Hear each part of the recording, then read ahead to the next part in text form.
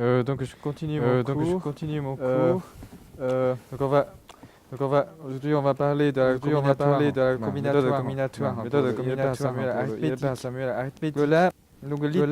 L'ongulité, vous avez vu dans le cas géométrique, la méthode de combinatoire consiste à modifier la structure d'algèbre pour obtenir une algèbre graduée qui est l'algèbre de semi-groupe. Ici on va faire une chose similaire. Non seulement on va changer la structure d'algèbre, on va aussi changer de métrique. Voilà, il s'agit de la projection à la métrique sur une valeur absolue triviale.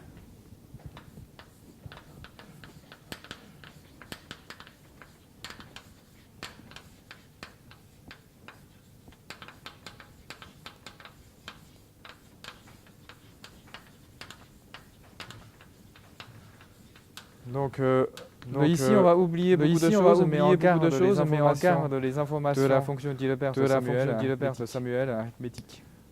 Donc on va considérer un corps au cas avec une valeur absolue triviale. Je vous rappelle, si vous avez un cas, la valeur absolue de 1 devient 1 si A est non nul, il devient 0 si A est 0. Donc maintenant, si vous avez un espace vecteur normé,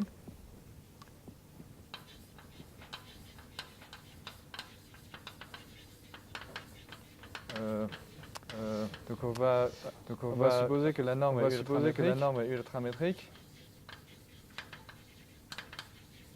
C'est-à-dire que la norme de x est majorée par le max, la norme de x et la norme de x. Donc là, on va noter B epsilon avec la norme, comme la boule à 0 et de rayon epsilon. Donc, ce qui est amusant, c'est que donc ici vous avez un sous-ensemble normalement ici non seulement un sous-ensemble, mais vous avez un sous-espace vectoriel.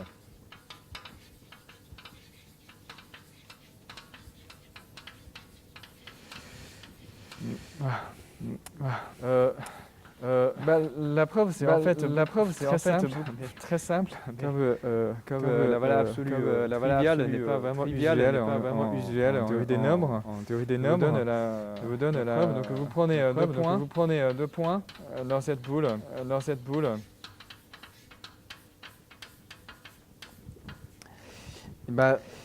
Calculer la somme de y. Donc comme c'est une norme ultramétrique, ceci est majoré par le max de la norme de x et la norme de y. Ceci doit être majoré par epsilon.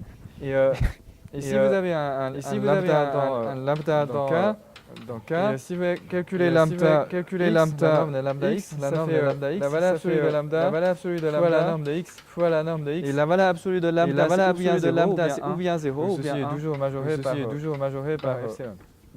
Bien 0 ou bien 0 ou bien epsilon. Donc effectivement un sous-espace vectoriel. Et donc maintenant on va supposer que K est un corps de nombre.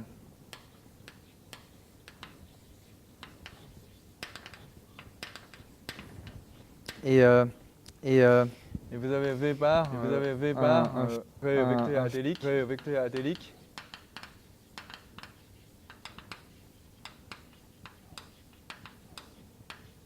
Sur spec K. Et la structure adélique nous permet de définir une norme.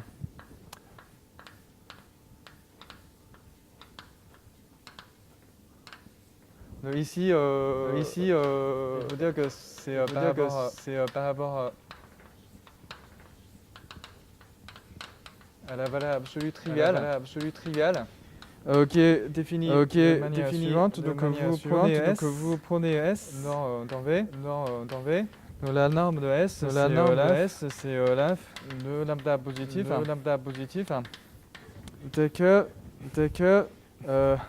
Votre S s'écrit comme une combinaison linéaire. Sur K,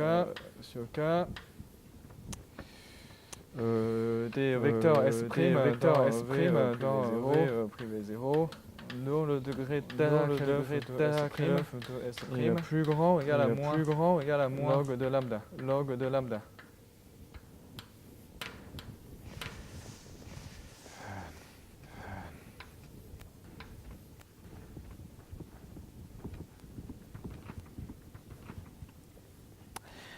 Donc il y a un petit lien avec le cours lié à la minima de roi et Sander. En fait, si vous notez lambda I de V comme inf de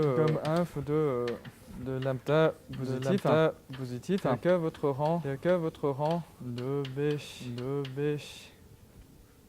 B lambda. Et plus grand ou égal I. Donc ça a un sens parce que la boule devient un sous-espace vectoriel. Vous pouvez penser au sous-espace vectoriel correspondant à la boule. En fait, engendré par des vecteurs de degré. Prenez moins log de lambda. Et ça fait le minima.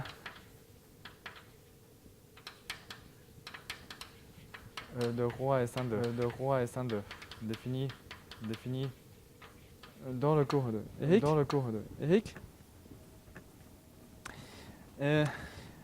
Donc une fois si vous avez les informations sur les minima du réadélique, vous pouvez appliquer la géométrie des nombres. Par exemple, il y a le lemme de Ziegel. Mais sous forme la géométrie Taha-Kelov, donc c'est dû à Gillet et Soulet. Donc si vous prenez un sur le rang de V, donc si vous prenez le degré chapeau de V, et là je l'ai écrit sous forme d'une intégrale et je vous explique ce que c'est un peu plus tard.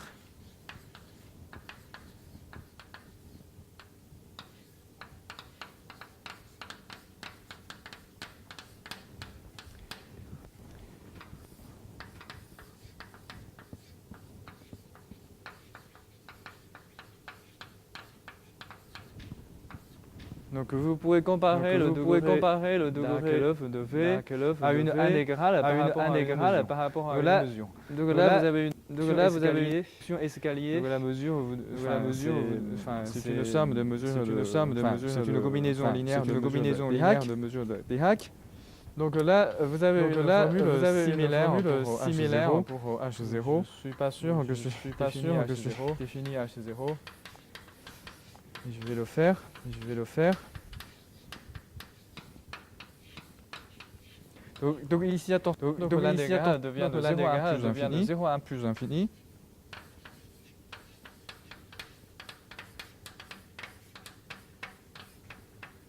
Donc ici, pareil, c'est un grand O de log de rang de V. Je vous rappelle H0 de V. C'est log du cardinal de points qui sont petits.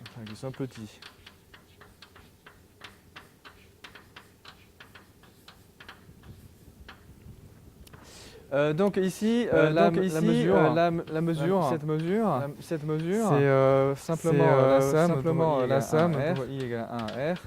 Θ de moins log des minima de roi et Sander. Et comme ça, c'est plus facile à comprendre. C'est-à-dire que vous sommez par rapport au minima logarithmique pour ce cas-là. Là, vous sommez sur les minima à valeur positive. Okay. Donc vous pouvez aussi considérer ça comme une forme du deuxième théorème de Minkowski. Là, j'ai un peu triché, donc il faut dire que ici le grand dépend du nombre des places où la norme de V n'est pas pure. Il faut faire un tout petit peu attention. Ok.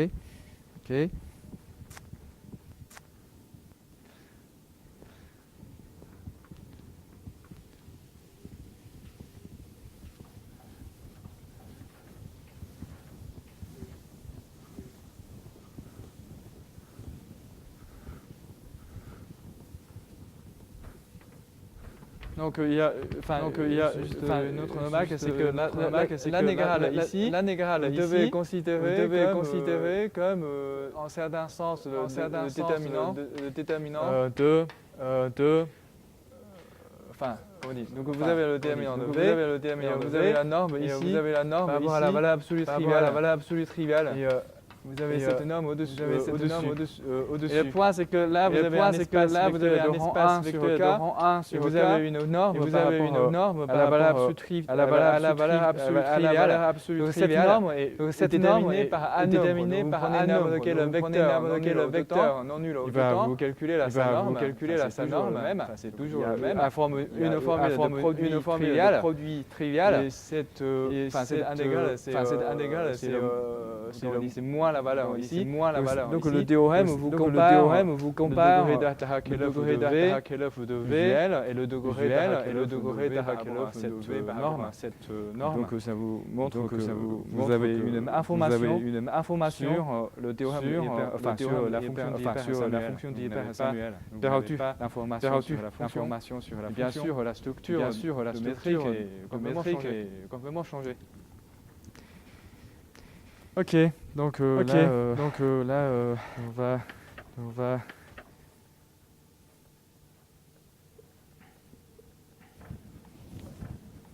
on va énoncer le théorème. Donc on va prendre un pi de x dans spec K.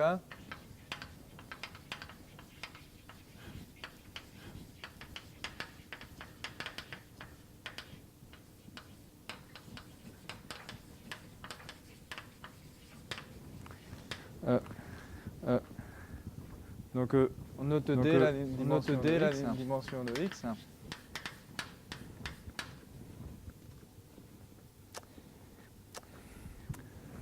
Donc K c'est le corps des fonctions rationnelles. On va considérer un système linéaire gradué.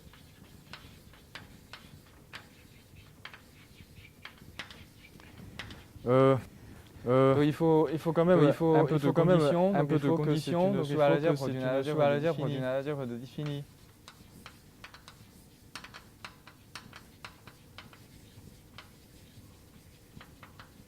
Ça veut dire que c'est contenu dans une algèbre définie.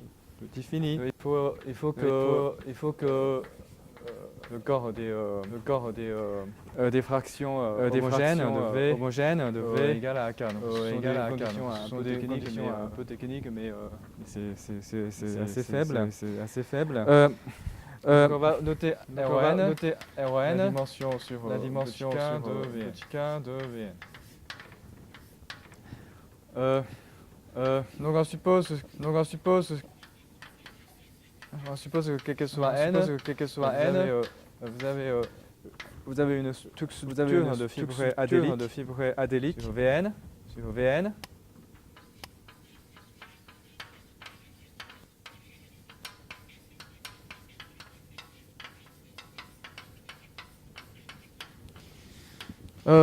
Donc il y a une hypothèse importante.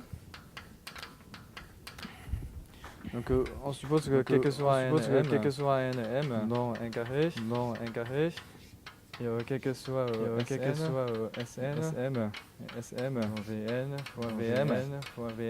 et quel que soit sigma dans MK, vous avez une condition de multiplicativité C'est la même condition dans le cas métrique de Père Samuel. Une condition à vérifier place par place. Donc un exemple naturel, on est un fibré inversible sur X. Vous poussez en avant les puissances tensorielles de ce fibré-là.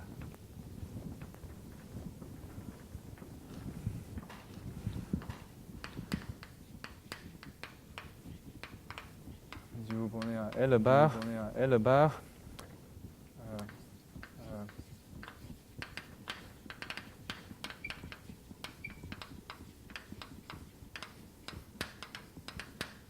si vous prenez l'image directe de L tensor N,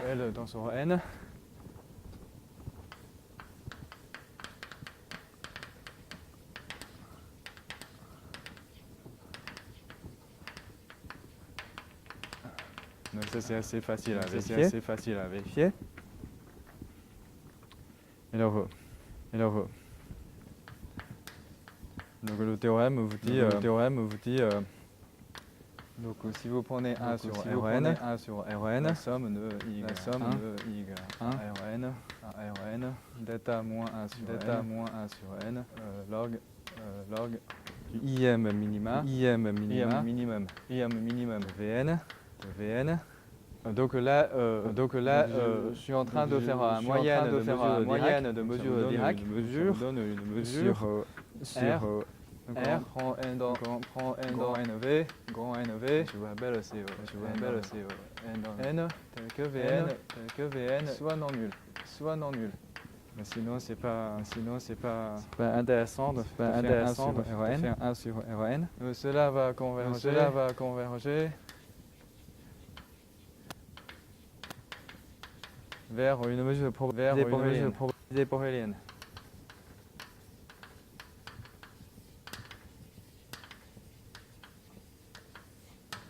Je n'ai tenu.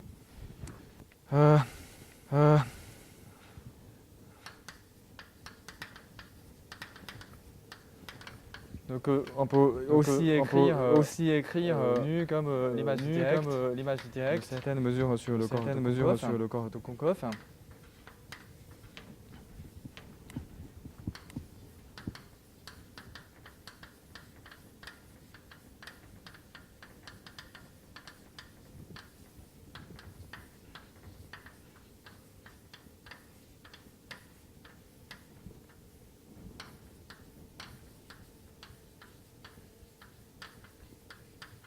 Vous pouvez trouver une fonction concave G qui va de θ V vers R qui vous donne cette mesure limite. Là, j'ai pour la démonstration, il n'y a rien à faire en fait. Il suffit de remarquer que cette mesure est donnée par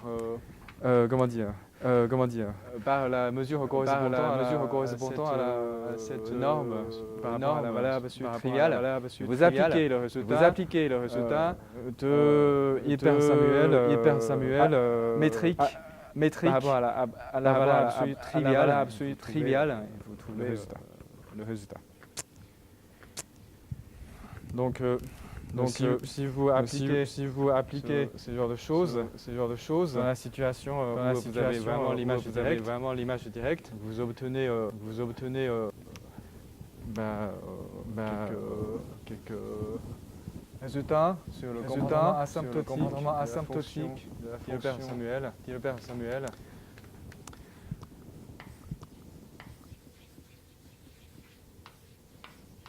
Donc vous prenez un L.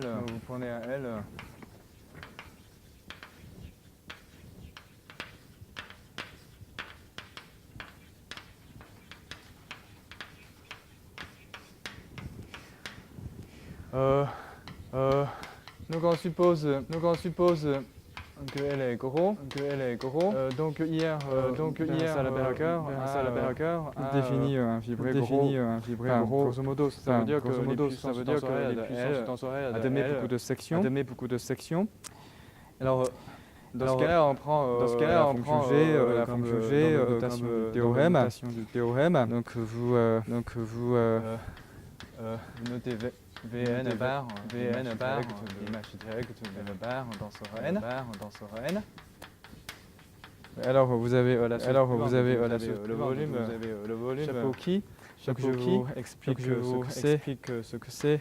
Donc ça c'est par définition la limite de n vers l'infini, degré chapeau Vn sur d plus 1 à la puissance de d plus 1 sur d plus 1 factoriel. Et ça c'est l'intégrale sur delta L gx dx. Donc là,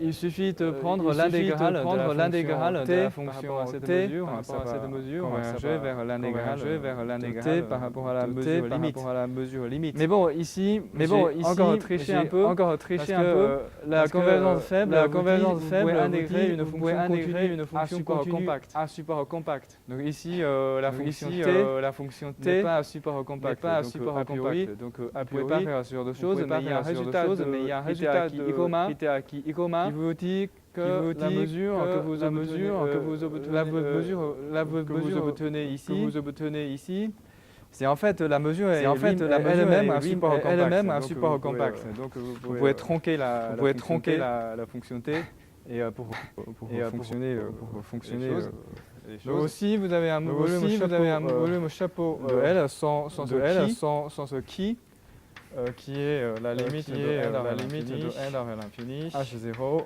chapeau de Vn sur n à la puissance de d plus 1 factoriel qui est l'intégrale sur θ de max gx est 0 dx. Et vous voyez que cette fonction est toujours plus grande ou égale à cette fonction.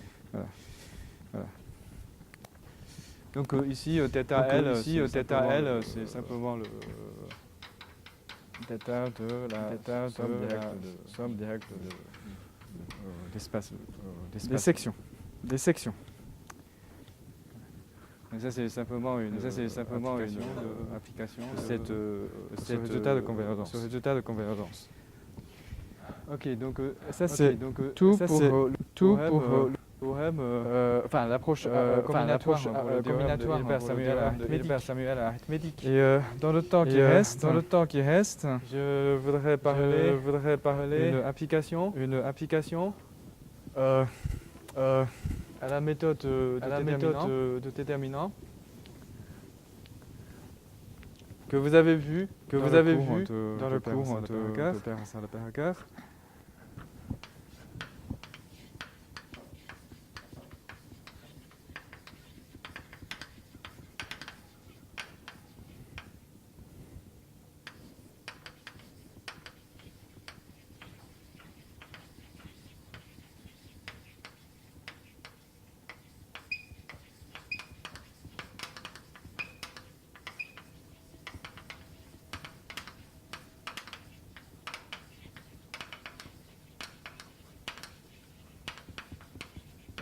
Mais il faut dire que ici, c'est plus une interprétation qu'avancement par rapport à la méthode classique. Il faut dire que les idées sont déjà là, mais le langage de la géométrie permet éventuellement de simplifier la compréhension et éventuellement de permettre de mieux avoir des idées.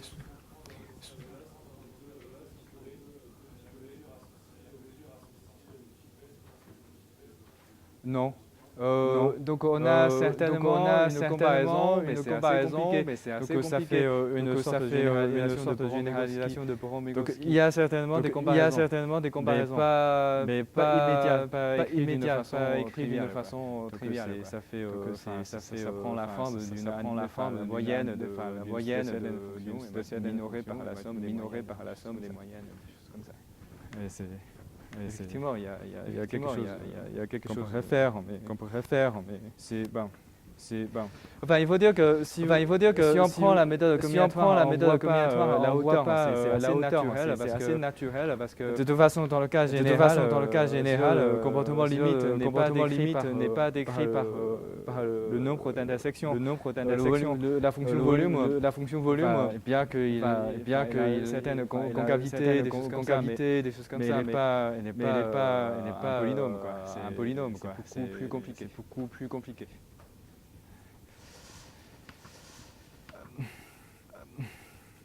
Ok, donc avec le langage de Dirac-Lev, éventuellement un peu mieux voir la contribution invariante géométrique ou arithmétique dans la machine. Donc comme tout à l'heure, je prends un corps de nombre.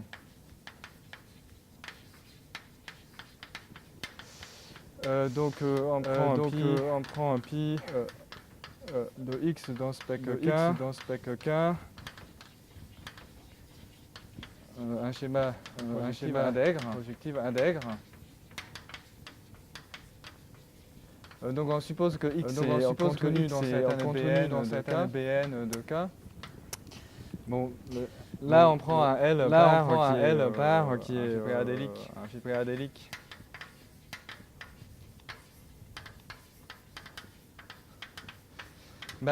Cette hypothèse n'est pas toujours nécessaire pour la méthode. Mais après, pour obtenir une certaine estimation, dans certains cas, il est bien de supposer que x est plongé dans un espace projectif.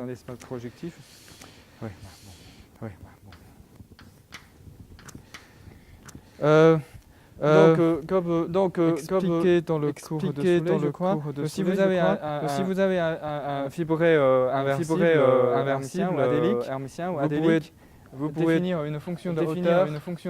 Il faut faire très attention. La fonction de hauteur est une version logarithmique. Donc, simplement, si vous avez un point dans A, vous considérez comme de spec K dans X, et vous prenez HL comme X comme Dirac-Lev de X est en haut, de L bar.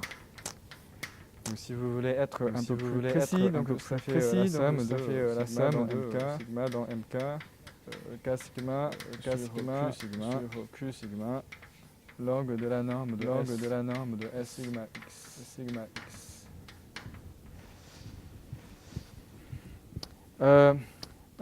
Donc il y a suivant le cours de paire, définir X Kp comme l'ensemble des X dans X. Et comme on a pris une fonction de hauteur logarithmique, donc il vaut mieux de prendre la version logarithmique de B. On a le théorème de Northcott. Donc il faut encore attention.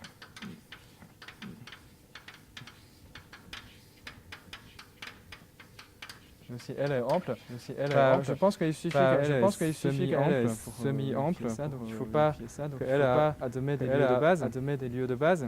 Parce que là vous avez cette comparaison. Donc comme vous avez vu, on espère trouver une famille de hypersurfaces qui couvre cet ensemble de points rationnels. Donc ici il y a un petit Il y a une petite différence, c'est qu'on travaille directement avec le schéma X. On va considérer directement les hypersurfaces mais pas les hypersurfaces de BN et ensuite à l'intersection avec X. Donc l'avantage c'est que si vous prenez une hypersurface dans BN, il faut éviter que l'hypersurface contient X. Donc là, il faut un argument de lemme vésicle ou des choses comme ça. Si on travaille directement avec X, on n'a pas ce petit souci.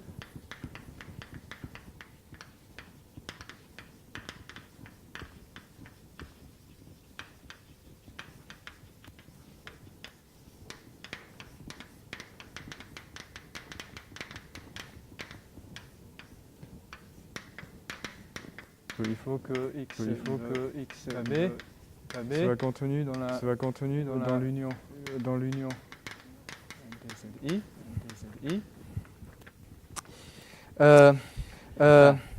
Enfin, qui plutôt ZI KP.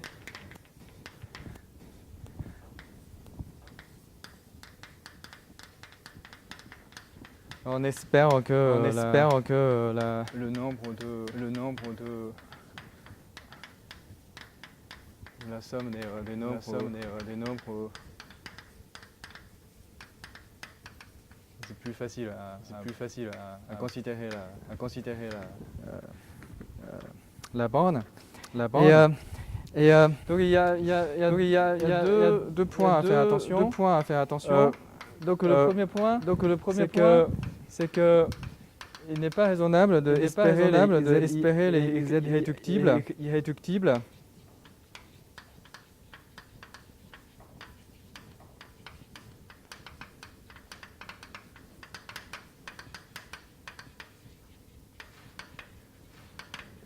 Souvent, si Z est admis à un degré qui n'est pas 1, alors on espère avoir moins de points rationnels. Mais il se peut que le cas pire, c'est que ZI c'est une union de espaces linéaires dans BN.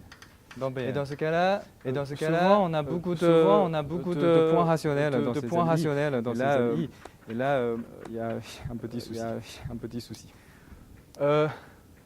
Donc dans ce cas-là, il est bien de contrôler le degré.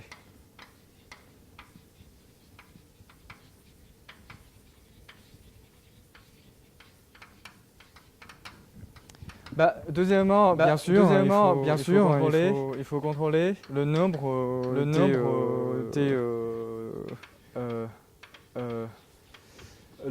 de hypersurfaces. Si vous avez trop d'hypersurfaces, sans toutes couvrir ensemble. Imaginons que pour chaque point dans cet ensemble, vous choisissez une hypersurface de degré petit éventuellement, mais ça ne sera pas grande chose, ici parce que la somme devient trop grand. Donc il faut faire un équilibre assez soigneux pour obtenir des résultats intéressants. C'est pour ça que le problème est subtil. Alors, je vais faire un bilan. Qui compare la méthode de déterminant par deux langages différents. Donc, je vais faire un petit résumé du cours de Salberger.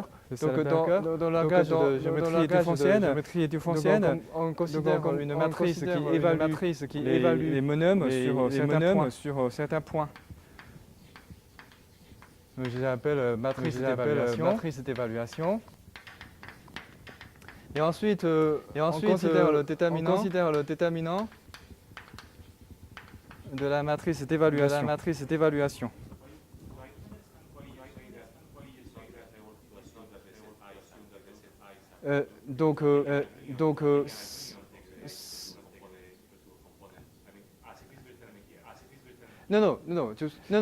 if you have a very good control of the degree,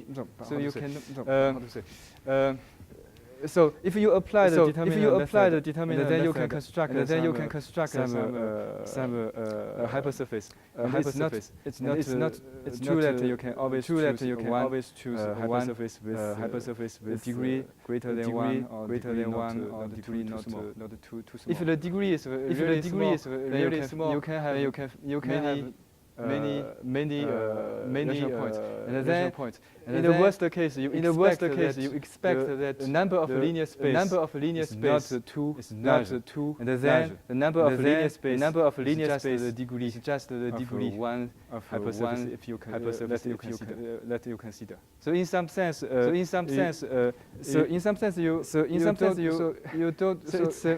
c'est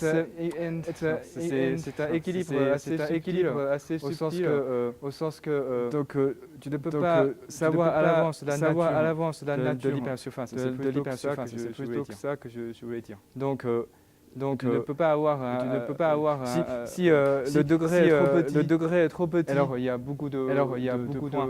Si le degré est trop grand, ça pourrait être l'union de plusieurs composantes de degrés petits. Et là tu peux avoir encore beaucoup. Donc il faut avoir un contrôle vraiment assez précis de ce genre de choses.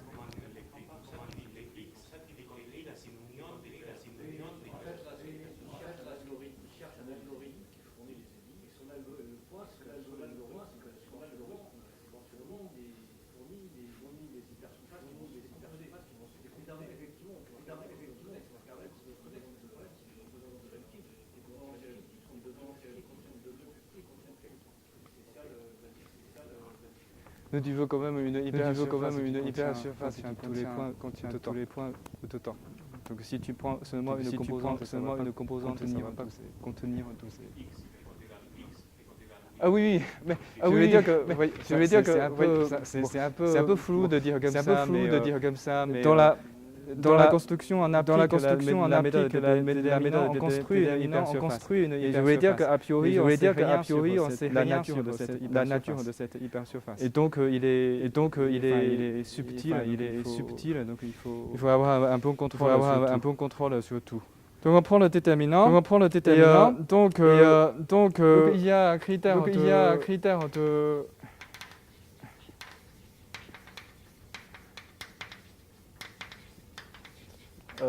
d'annulation du déterminant. Donc, ça veut dire que si c'est divisible par un nombre trop grand, en même temps le déterminant lui-même il n'est pas très grand. Vous savez que le déterminant est nul. Donc il y a une borne supérieure de nature archimédienne.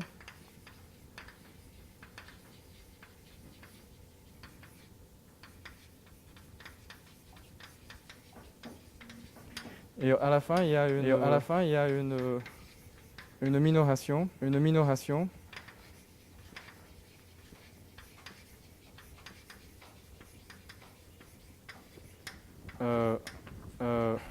nature non archimédienne.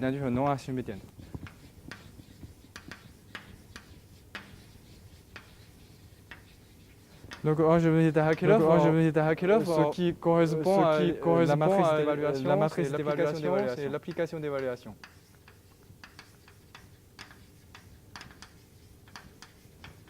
Et le déterminant correspond au degré de f. Donc ça c'est assez naturel. Vous avez vu que dans la définition du degré, on a effectivement calculé le déterminant. Donc le critère d'annulation correspond à l'inégalité de pente. Ça c'est dû à Bosque. Et ce borne supérieure archimédienne correspond effectivement au théorème de Hilbert-Samuel. Et enfin, inférieure non archimédienne correspond à estimation de hauteur.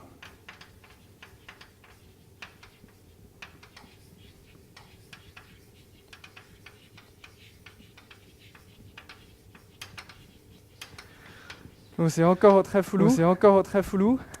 Donc je vais maintenant être plus précis.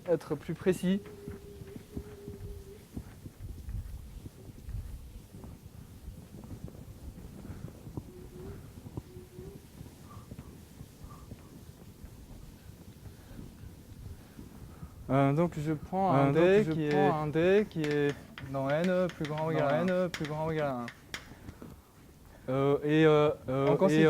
On considère un VT qui est un sous-espace vectoriel de H0 XL à la puissance T. Donc géométriquement, VT désigne un espace vectoriel de hypersurface de degré D. Et je vais considérer un sous-ensemble de XK, peut-être un sous-ensemble fini. Donc l'application d'évaluation, c'est simplement une application de VT dans la somme directe dans S, de X dans S, X étant en haut, de L dans sur D. Simplement si vous avez un S de temps, vous l'envoyez vers la famille des SX pour X dans S. Donc la remarque c'est que si votre fité n'est pas injectif,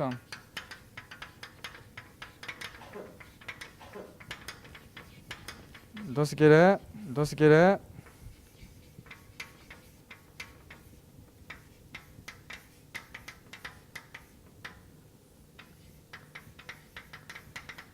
donc vous avez une section non nulle dont l'image devient 0. Vous trouvez que le diviseur de S va contenir en S. Donc effectivement vous trouverez une hypersurface qui contient tous ces points et avec le degré D. Et maintenant, je vais faire une petite introduction sur la linéarité des pentes.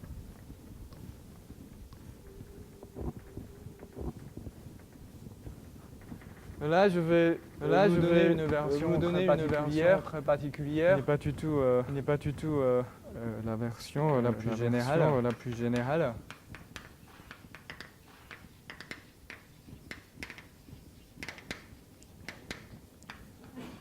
Donc on va considérer W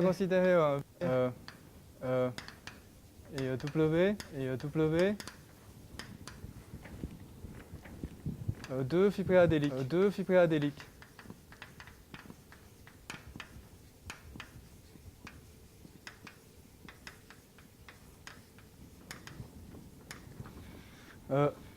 Je prends F de V dans W, une application K linéaire. Donc la hauteur de F est définie comme la somme de sigma dans MK, K sigma, dimension sur Q sigma. Je prends la norme de F par rapport à sigma. Donc ici, je prends la norme d'opérateur.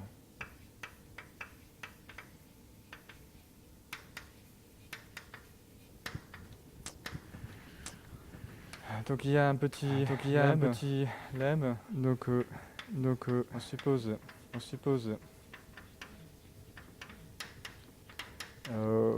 que F est un isomorphisme.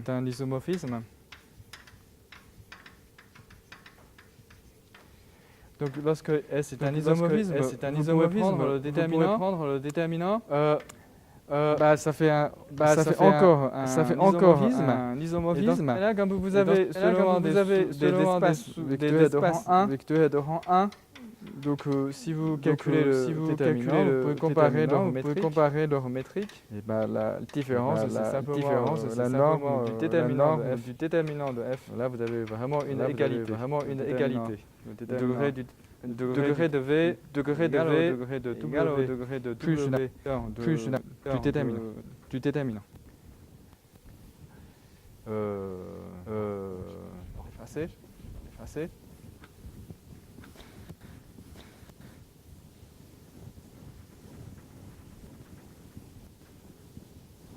Donc une fois si vous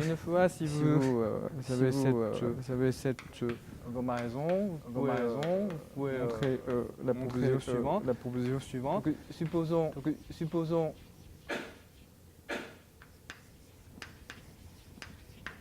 f est injectif.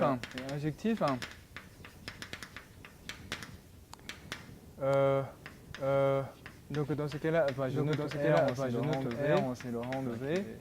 Plus petit que le rang de W. Vous avez la pente de V et majorée par la pente maximale de W plus A sur R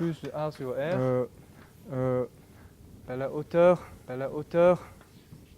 du puissance REM de F. Donc ça c'est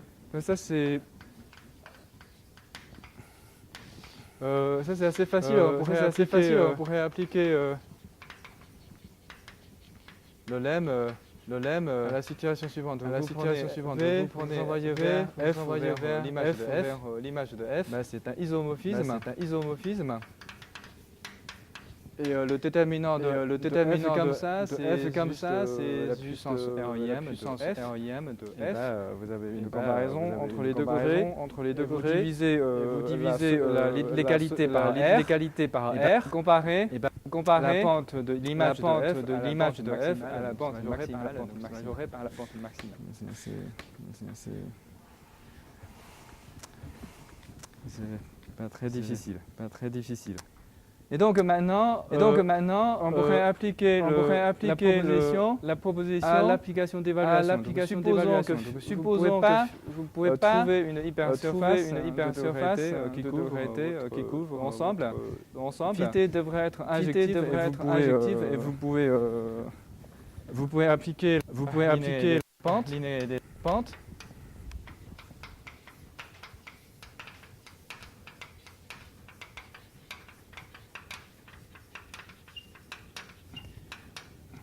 Donc là, je note RD, c'est le rang de VT.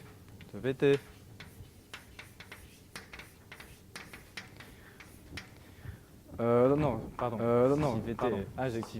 injectif. Dans le cas où VT est injectif, vous pouvez appliquer la proposition. Donc je pourrais comparer la pente de VT à la pente maximale de la somme directe.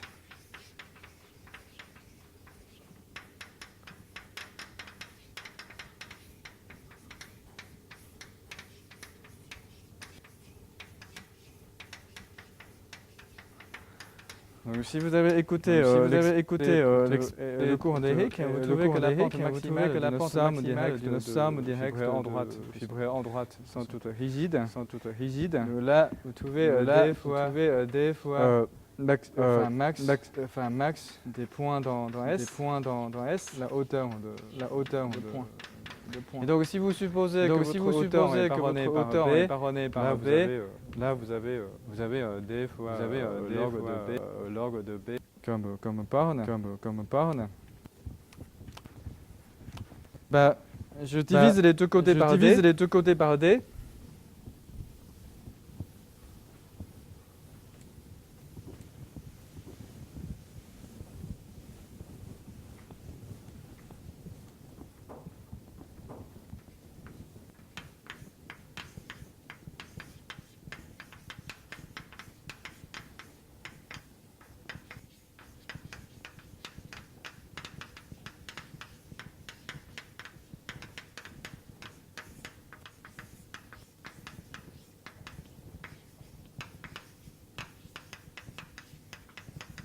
Et vous trouvez cette inégalité.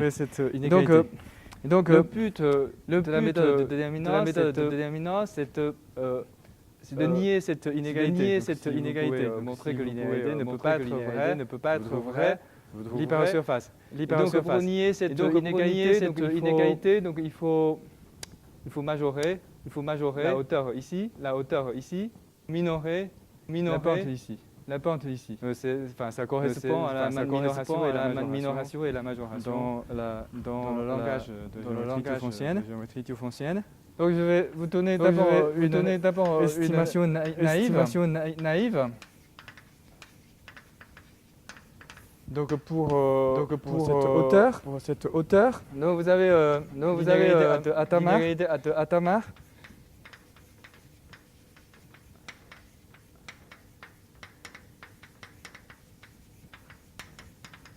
Donc normalement ça prend quelques lignes à démontrer, mais j'ai triché un peu, j'ai pris une définition de la norme de déterminant comme lymphe de produit. Du coup, ça devient une trivialité. Majorée par la norme de F. Sigma à la puissance R de. Vous avez une estimation triviale. Et maintenant, la norme de F, vous pouvez, oui. J'ai oublié une chose. Donc maintenant, je n'ai pas précisé la structure adélique sur VD. Donc là, donc si vous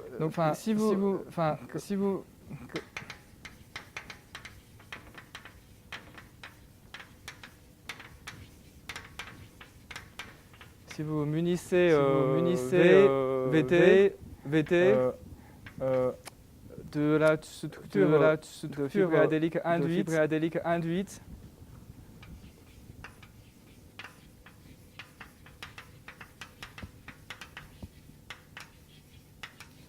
de pi 3 en bas, L à l'absence de L. Vous pouvez faire ça. Et je vous rappelle sur cet espace les normes sup. Et donc si vous avez une section S, donc sigma sup. Donc ceci est toujours plus grand, égal à S sigma de x, quel que soit x dans x sigma n. Vous avez toujours ça. Vous avez toujours une comparaison entre ça et du coup, l'application d'évaluation envoie une valeur en certains points. Donc la valeur en certains points atteint une norme supérieure ou égale à la norme sup. Vous avez une estimation f de sigma est plus petit ou égal à 1 si sigma est non archimédienne. Parce que là, on prend le max, c'est toujours majoré par le sup pour tous les points. Pour le cas archimédienne, il faut faire attention. C'est racine carrée de RD parce que vous prenez une somme directe orthogonale. Et donc vous avez racine carrée de la somme des carrés. Et chaque composante est majorée par la norme sup. Une racine du cardinal qui est le rang. Donc ça c'est l'estimation naïve. Donc bien évidemment ça vous donne pas les résultats qu'il faut. Je vous explique un tout petit peu comment ça marche. Lorsque vous avez une information géométrique sur S. Pour le moment on n'a aucune hypothèse sur S et c'est pour ça que ça se passe mal. Non, là je vais pas répéter le contenu du record. Je vous explique comment on énonce ce genre de choses dans le langage de Hakeloff.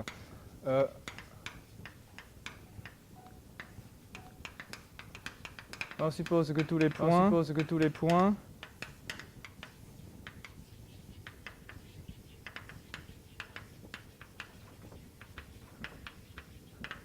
admet une réduction qui est un point régulier.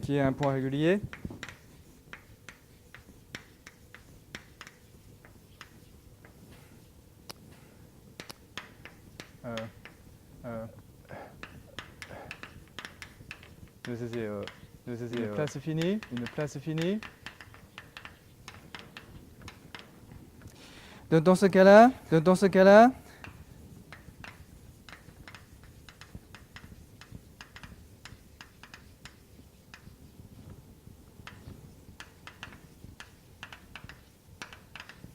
On a un estimé qui est plus fort pour lambda de RD FP. Donc, je vous donne la réponse, mais il faut voir dans le cours de Perker pour démonstration. Donc, on va noter HN, ce nombre-là. Je vous rappelle H0, c'est 1, H1 c'est D, H2 c'est D plus 1 fois D sur 2 par exemple. Et on va prendre QM, une suite croissante.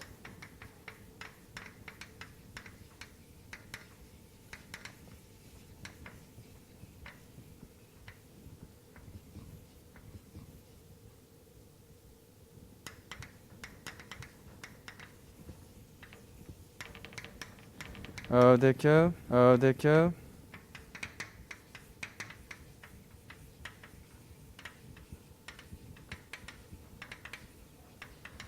que le nombre n apparaît exactement Hn fois. C'est trop abstrait comme ça, donc vous commencez par 0. H0 c'est 1, donc vous répétez une fois. H1 c'est T, donc vous répétez 1 pour D fois. Et puis vous avez les deux pour D plus 1 fois D sur 2 fois. Et enfin QR qui est Q1 plus QR. Et la norme ici est majorée par le cardinal de FP, le corps résiduel. Appuyant dans ce moins Q de RD. Donc vous voyez, ça c'est beaucoup plus puissant que l'estimé naïve 1 ici. Dès que vous avez une hypothèse supplémentaire sur les points, vous pouvez tirer des informations en donnant un meilleur estimé pour cette norme là. Ok. Et ça c'est pas suffisant parce qu'il faut comparer avec la pente ici, de VT. Et c'est là où on applique le théorème de Hyper-Samuel variant, effectif.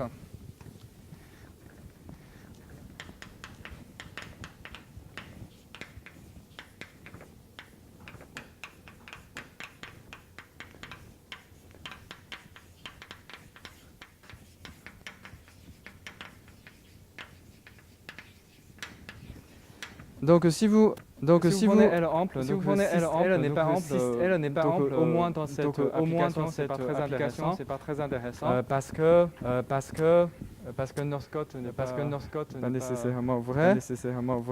Mais vous pouvez considérer la limite de D dans l'infini, du chapeau de VD sur T. Là, je vous rappelle le degré sur le rang.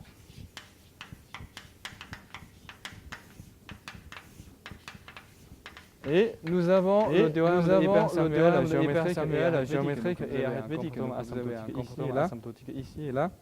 Donc vous trouvez que ceci c'est le volume qui de L est divisé par D plus 1 fois le degré de L. Donc vous avez une hauteur normalisée de la variété qui contrôle le comportement asymptotique de ce terme-là. Donc la meilleure chose que vous pouvez espérer, c'est à peu près cette constante. Voilà. Donc, il faut dire que si vous appliquez ce genre de choses, vous pouvez retrouver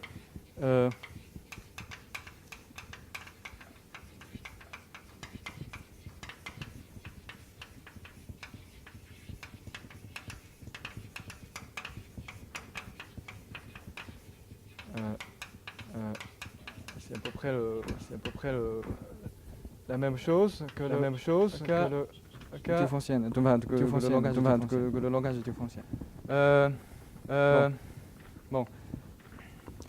Mais ici, on voit un petit peu mieux la contribution de différents invariants. Par exemple, le degré de L apparaît, la hauteur de la variété X qui apparaissent. Donc, il y a aussi une question, c'est que le théorème de Hyper-Samuel donne seulement un comportement asymptotique, c'est-à-dire qu'il faut t assez grand, et ça c'est pas bon. Et ça c'est pas bon parce que je vous ai expliqué, donc il faut vraiment contrôler le d, donc il faut une minoration effective. Et effectivement, ça c'est pas une question facile. C'est un peu plus facile de trouver des majorations. C'est très bizarre. Vraiment, la minoration devrait être. Et le seul résultat vraiment effectif, qu'on connaît en général, Philippon et David.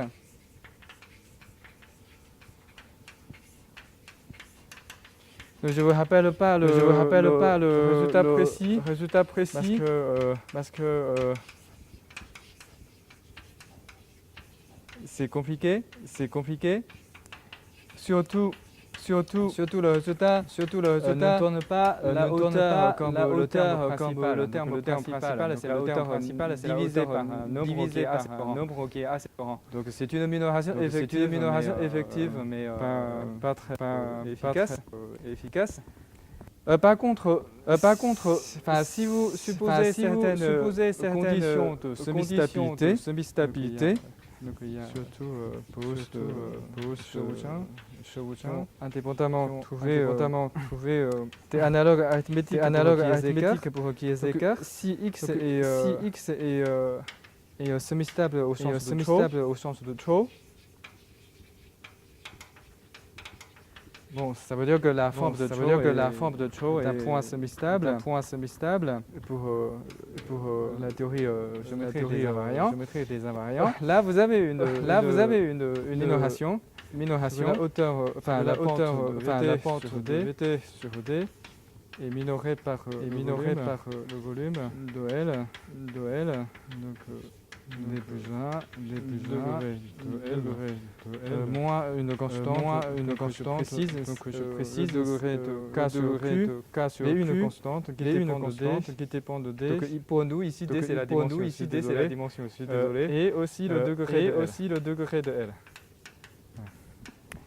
Et j'espère que le langage de la géométrie permet d'avoir une idée un peu plus claire sur les points qu'on pourrait espérer améliorer. Mais il faut dire que les méthodes de conseil proviennent des résultats de la géométrie différantienne développés par Hesper et Parnier. Merci beaucoup.